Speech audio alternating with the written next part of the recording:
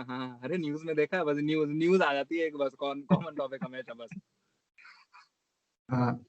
अच्छा, फिजिक्स के अंदर एक चीज ये भी है कि मतलब खाली अंडरस्टैंडिंग से काम नहीं चलता, चीजों को याद भी रखना पड़ता है। लेकिन एक जैसे ऐसे कहते हैं ना कि रोड लर्निंग को लोग बुरा बहुत मानते हैं ऐसे, कि भाई रटना नहीं है चीजों को, ये नहीं करना, रटना तो बुरी चीज है, रटने से कुछ नहीं होगा, चीजों को समझो, कंसेप्ट क्लियर करो। हम्म। ये चीज भी काफी है फिजिक्स के अंदर।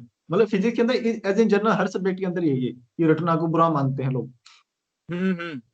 यार मतलब देखो तुम्हारा ना, जैसे भाई तुम्हारे सीरियसली लाइफ में गोल पे बहुत डिपेंड करता है ये चीज, ये जो लाइफ स्टेटमेंट है ना कि रटना बहुत गलत है, ठीक है। हाँ। जैसे मैं खुद एक एग्जांपल देता हूँ, मेरे कॉलेज में एक बंदा था, और वो भाई वो रटने का गॉड था, ठीक है। वो मतलब मैंने उसका, वो भगवान है सही में भाई वो, ठीक है। तो वो बंदा कॉलेज में 12-13 घंटे पढ़ता था यार, हर दिन विदाउट फेल, ठीक है। हम्म, और अपने ब्रांच का टॉपर था, ठीक है। और फिर हम्म, उसकी नौकरी भी लगी 20 से 30 लाख की, ठीक है। हम्म, तो भाई फॉर 99.9% लोग वो सक्सेसफुल है लाइफ में, कोई हाँ। दिक्कत नहीं है, उसकी लाइफ परफेक्ट है भाई एकदम, ठीक है।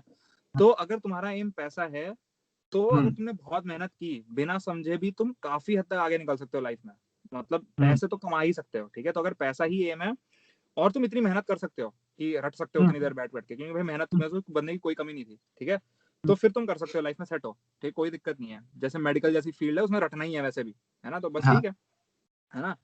दिक्कत वहां आती है कि अगर तुम्हें फिजिक्स का स्टूडेंट बनना है, फिजिसिस्ट बनना है, कि पीएचडी हम्म, करनी है, रिसर्च करना है, साइंटिस्ट बनना है ना, तो वहां कोई सीन नहीं, तुम्हारा कोई चांस ही नहीं है, तुम नहीं बन सकते फिजिसिस्ट, क्योंकि भाई फिजिक्स वाले बंदे ही ऐसे होते हैं जिनको डेप्थ में समझ आती है चीजें, इमेजिन हाँ। कर लेते हैं, है ना, उनको फॉर्मूले रटने की जरूरत नहीं पड़ती, वो सब डिराइव करते हैं तुरंत, है ना। तो हम्म, अगर तुम्हें फिजिक्स बनना है और तुम रट रहे हो फिजिक्स, फिर तो तुमसे नहीं होने वाला, क्योंकि वो काम ही नहीं है हाँ, तुम्हारा फिर, हाँ ठीक है।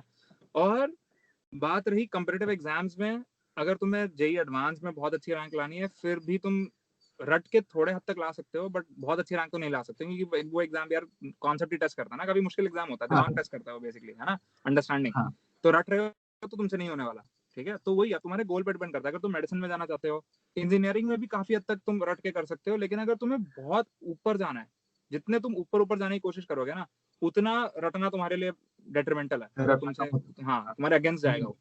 हाँ हाँ, अगेंस्ट जाएगा। ये तो है कि मतलब रटने का एक एक साइड से बेनिफिट है, लेकिन ये है कि आप आगे नहीं जा सकते रटने के साथ ज्यादा। हाँ हाँ एग्जैक्टली, स्पेशली यार जैसे मैथ जैसा सब्जेक्ट में तुम कुछ कर ही नहीं सकते भाई, मैथ में तुम रट के, वो फील्ड ही ऐसी है, वो बनी ही ऐसी है कि उसमें लॉजिक ही आना चाहिए हम्म, तुम्हें, तुम रट के थोड़े दूर जा सकते हो, बट बहुत जल्दी मैथ बहुत हार्ड हो जाती है। अगर तुम रट रहे हो हाँ, वहां तक ना, तो आगे की तो समझ ही नहीं आएगी एक टाइम बाद।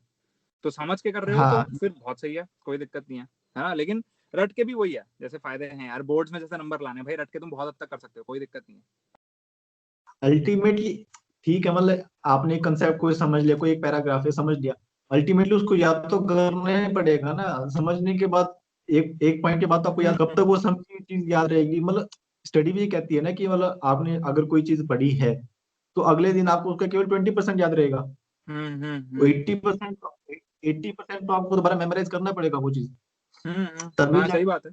हाँ हाँ, यार देखो चलो, मैंने रटने के फायदे बताए अब ना, और अंडरस्टैंडिंग का तो फायदा ये है कि तुम्हें साइंटिस्ट बनना है, तो अंडरस्टैंडिंग बहुत इंपॉर्टेंट है ना, या एडवांस क्लियर करना बहुत अच्छी रैंक से।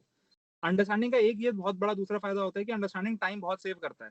अगर तुमने ढंग से समझ हाँ, लिया ना, तो फॉर्मुला रटने की काफी हद तक जरूरत ही नहीं पड़ती, तुम 2 सेकंड में समझ जाओगे कि फॉर्मुला आया कहाँ से, है ना। एक तो ये फायदा हम्म, होता है अंडरस्टैंडिंग का। और यार अंडरस्टैंडिंग का मेरे हिसाब से जो सबसे बड़ा फायदा है वो यही है कि अंडरस्टैंडिंग प्लेजर देता है सब्जेक्ट का। अंडरस्टैंडिंग ही दिखाता हाँ, है कि सब्जेक्ट क्यों इतना अच्छा है, फन क्यों है उस सब्जेक्ट में ना, क्यों पढ़े उस हाँ, सब्जेक्ट को।